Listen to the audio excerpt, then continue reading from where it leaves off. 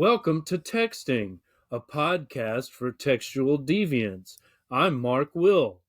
And I'm Tomek.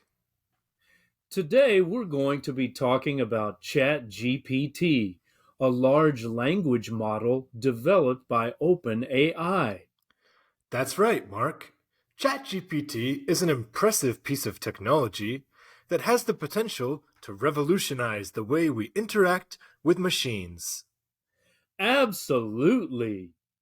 ChatGPT is an AI-based language model that can generate human-like responses to text-based prompts.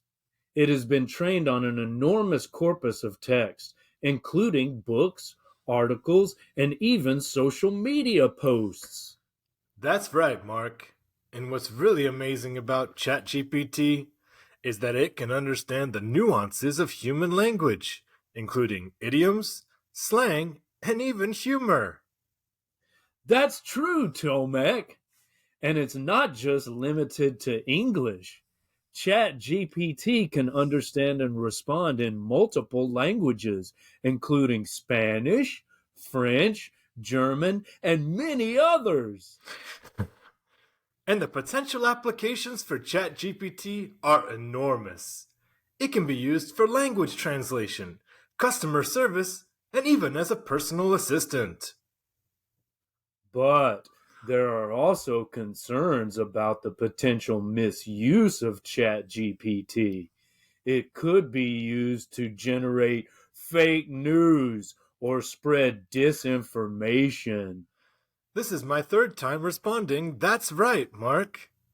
And there are also concerns about the ethical implications of using AI to create language that is indistinguishable from human speech. So, what do you think, Tomek? Is ChatGPT a force for good or a potential danger? Well, I think it's both. ChatGPT has the potential to do a lot of good, but it's important that we use it responsibly and with caution. I couldn't agree more, Tomek. Well, that's all the time we have for today. Thanks for listening to Texting, a podcast for textual deviants.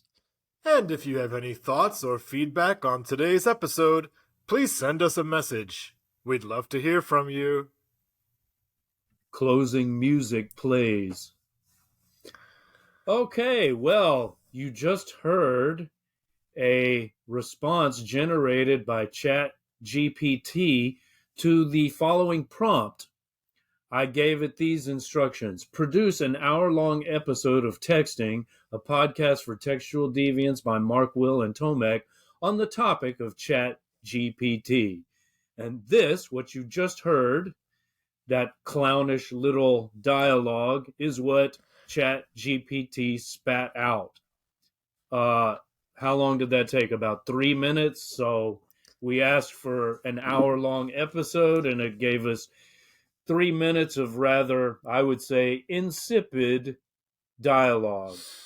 Now, maybe it didn't have enough information on Mark Will and Tomek and texting, but the result seemed pretty generic to me. So if we give this dialogue the Turing test or apply the Turing test to this What is that? dialogue. Well, that's the test to determine whether dialogue or speech is generated by a human or